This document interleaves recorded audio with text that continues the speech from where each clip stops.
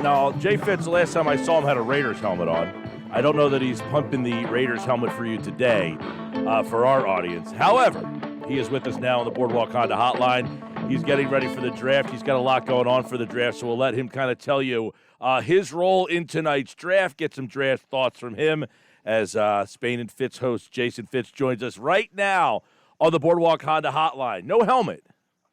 I mean, I can grab it. It's only a few feet away. You never know when the helmet's going to come out, my friend. Like, let's go. When they tell me to make a pick for the Raiders, I'm going to represent the Raiders. I've been trying to figure out whether or not to take the helmet with me tonight for the draft broadcast because the Raiders will inevitably be on the clock. The camera will inevitably give me a close-up when the Raiders inevitably pick somebody nobody's ever heard of in the first round. Well, you had want my immediate reaction. You had them essentially taking in the KJZ mock draft someone that at most casual fans had not heard of. Well, in fairness, the Raiders have a history of drafting for need. So most years going in what they're looking for. This year they have a need at tackle and a glaring need at safety. And, as a lot of people have covered, there are really only two safeties in this draft that can step in and start. Trayvon Merring out of TCU, Richie Grant out of UCF. The Raiders don't pick again until 48. So they want to get a safety. I think they're going to have to get it in the first round, even though it feels weird to draft a safety that high. So, and I know Keyshawn just destroyed the pick, but realistically, you got to have a starting safety somewhere, and the Raiders don't. So, to me, I think that's why I've come to grips with it, but I really don't know, and this will impact Philly. Like, when you think across the board this year, the over-obsession with quarterback at the top of the draft means suddenly defensive players are going to fall, and we have no idea what that means. I think a lot of teams are going to be looking to get up to 12 or 13 when one of these top corners or Micah Parsons, like one of them is sitting there. There is going to be some level of I've got to go get that guy from somebody. Jay, how weird look at the news that's already out today. The 49ers trying to trade for Aaron Rodgers. Tim Tebow is back. At least he's trying to get back, but he wants to play tight end. Is this just a precursor of a bonkers first round of the draft tonight? Do you think all the smoke screens, the BS meter is high right now, but does legit weird stuff happen tonight? Yeah, I think what's going to happen tonight that we can predict is a lot of teams are going to try and trade out. And that's the one thing I don't think enough people have talked about. Like, the opt-out thing has created this weirdness where, I'll look at Gregory Rousseau, the kid out of Miami, great edge rusher, put on about 20 pounds before his pro day because he didn't play in 2020. And you know what? It was 20 pounds of good muscle. Like, I'm not faulting the kid, but we have no idea what that looks like on tape. So how do you analyze Gregory Rousseau? You don't. You have no idea. I think the lack of tape on these kids means a lot of teams are going to be willing to trade for an existing player, or they're going to be willing to trade out of this draft altogether. I could instead, if I have job security and know I'm going to be somewhere for 4 or 5 years, if I can trade myself into next year's draft instead, as a GM, I would do it 100 times out of 100. So I think it's going to be unpredictable because there are a lot of teams aggressively looking to move out, and then there are teams that I've talked to a couple of different teams that do not have the same quarterback judgments that we do.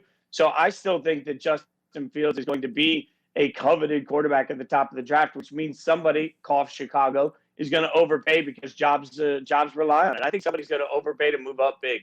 Didn't somebody already overpay the 49ers? Didn't they already overpay to move up big? I can't imagine them doing what they did and landing one of these guys. To me, this is just bizarre that they did what they did to draft one of the options that are in this draft.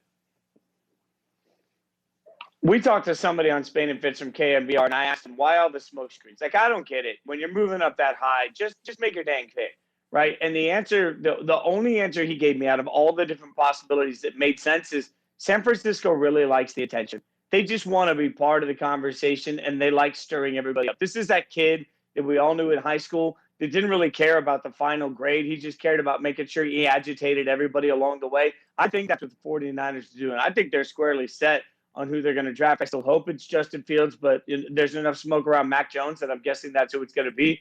I think they're just stirring the pot now because they can and because it's fun for them.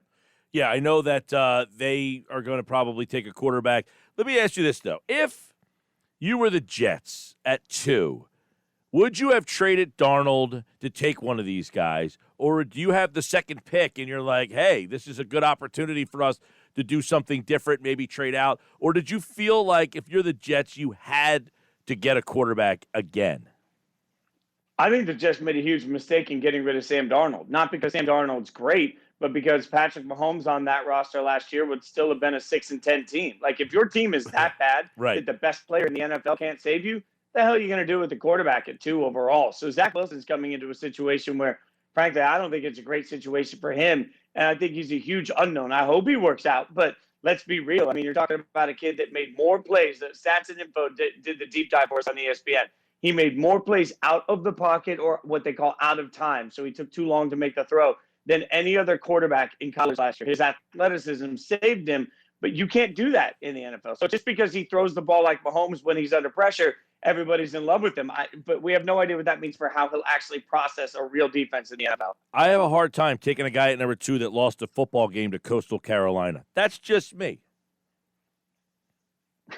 Yeah, but in the meantime, we're turning around here trashing Justin Fields for playing poorly against Northwestern and Indiana, 2 games where his team didn't practice the week leading up because of COVID, and he was missing his entire offensive line. It's amazing where we're giving benefit of the doubt and won't on the other side. Same with Trey Lance. I don't understand the Trey Lance thing at all. That one's bizarre considering they basically played an exhibition game for him to play 1 game this year, which was not all that good. But, look, this is – all right, I want to get into this conversation with you real fast. The whole dynamic of where do you sit on analytics in sports? Are you like anti-love it, give me more? Where's your, line on analytics? I think analytics, there should be an analytics nerd on every sideline in every sport, and they should give the coach the information. And then coaches, GMs, and managers across every sport should take that information and decide what it makes their gut feel. Because ultimately, I still want the guy on the sideline making the decision based on what they know and what they feel about football or baseball or basketball. I don't want analytics to drive decisions. I just want analytics to be given as part of the decision-making process.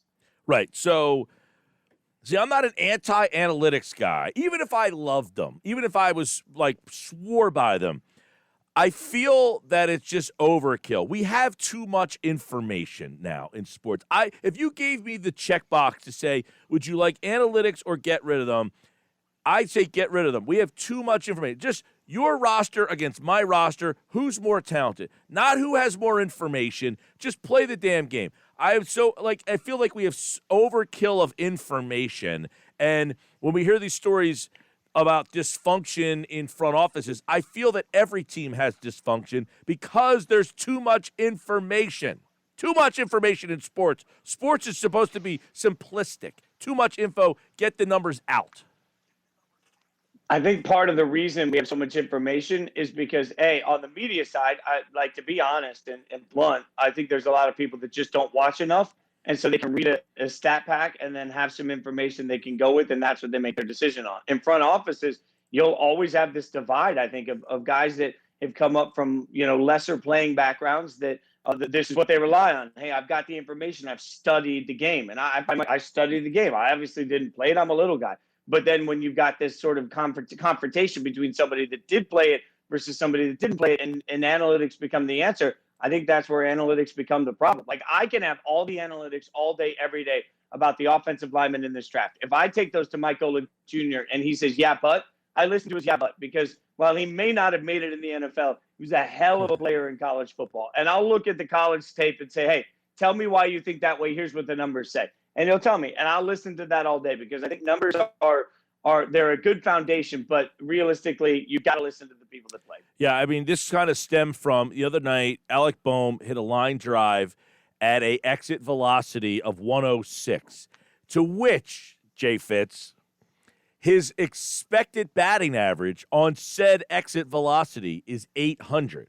So in other words, if he hit the ball that hard every time up, he should have an 800 batting average.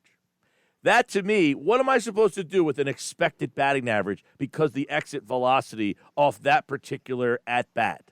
How do I utilize that as a team and a franchise? I want your answer on this one because I can't come up with one. You don't. You don't. This is stupidity. And look, and it drives me crazy in the analysis of baseball particularly because it doesn't give you any context. One thing we have to remember about any analytic is that it is done in a vacuum. So it doesn't matter if it's a day where a guy's sore, if it's a day where a guy's on back-to-backs in the NBA. Like, the number of bad analytics we see, because all it does is consider the raw data without the human that produces all of that raw data, which factors in every single person. I've got a buddy that's an attorney, and he said one thing you always have to remember with closing arguments is you don't remember if the judge that day had an argument with his wife before he got there. And you think about that in sports, and we rarely think about it. Like, there is so much human context that goes into raw analytics that is simply not considered, that I look at that stuff and I just laugh and say, cool, you're smarter than me for knowing it, and I'm just going to gloss over it. That's when I see, ESPN puts it up on the screen. The Lakers play whoever on Friday night. They have a 58% chance of winning that game. According to what? Where did you get this 58% from? And why are you throwing that on the screen? Where did this number come from, 58%? Who pulled it out? Yeah, and look, I was yelling at the TV the other night as I was ready for Sports Nation. They put up a stat that the Celtics lost to a team on a 14-game losing streak for the first time. And my immediate question to our stats group was, how many times has that happened? Who were the other teams? Like, give me context to it. And to be honest, nobody was interested in that. It's like, no, this is just an interesting nugget for the show. And that's just sort of where we're like, people look at that and they're like, oh, that's cool. Okay, well, how many times in modern basketball have the Celtics played somebody on a 14-game losing streak in that situation? I mean, context is required for analytics. Right. In a game that beforehand, the number was, they had an 87% chance of winning this game. How? Why did they have an 87%? Who came up with this 87%? Yeah. Crazy. And that's what this draft is. It's just, we're drafting players. We have no idea if they're going to succeed, fail. You could draft a guy, if he went to one team, he would fail. If he went to another team, he might be a success. I think that gets lost in the sauce as well about how big of a crapshoot this all is. But that doesn't necessarily mean the guy can't play. He just might not be a good fit for what you want him to do. And that's why the Mahomes conversation is maddening, because he went to a quarterback that helped develop him on an offense that was built around him, with a coach that was smart enough to see his skills. If he'd gone to Chicago, would all of those things happen? No. So why are Bears fans constantly talking about the fact that they missed out on him? And remember, from 2009 to 2016, 22 quarterbacks were taken in the first round of the NFL draft. Today, none of those 22 quarterbacks are still on the team that drafted him. It's an inexact science. And realistically, we've spent months talking about mocks, which is maddening to me, even in that sense, as somebody that covers the draft as part of my living. We are speculating about speculation, which is just stupid, but we all eat it up.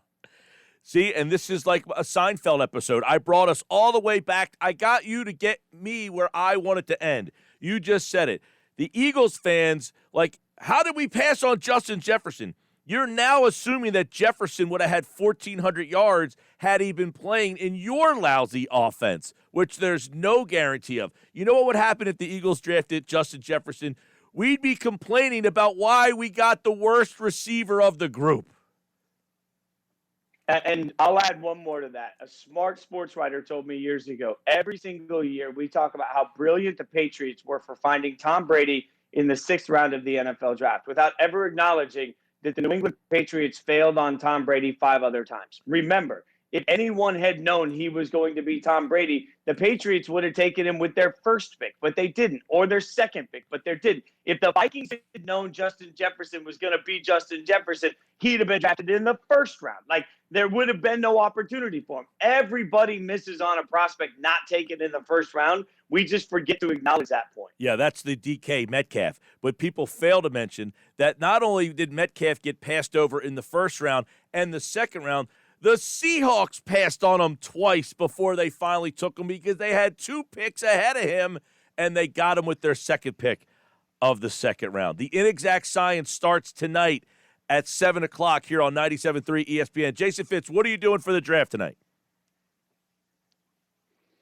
So if you guys like ESPN on the live stream, wherever you live stream ESPN, in the app, Twitter, YouTube, Facebook, TikTok, you can go to any ESPN social. I'll be part of a massive group tonight. Mike Gill Jr., Field Yates, Matt Berry, the cast of Sports Nation. Tonight, tomorrow night, we will cover every single pick, first pick to very end. And Saturday, we're doing a simulcast for the first time ever of ESPN radio and digital. So I'll be hosting on the radio and digital side on Saturday. So literally every single pick I'll be covering somewhere if you want to watch on third screen. And If you're watching on ABC, ESPN, keep your eye out. I sat down with a bunch of Rock and Roll Hall of Famers.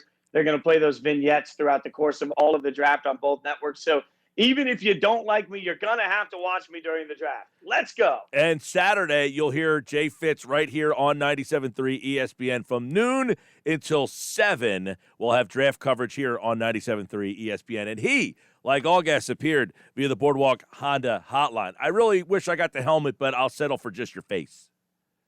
You know what? Next time we'll go helmet. See you, man.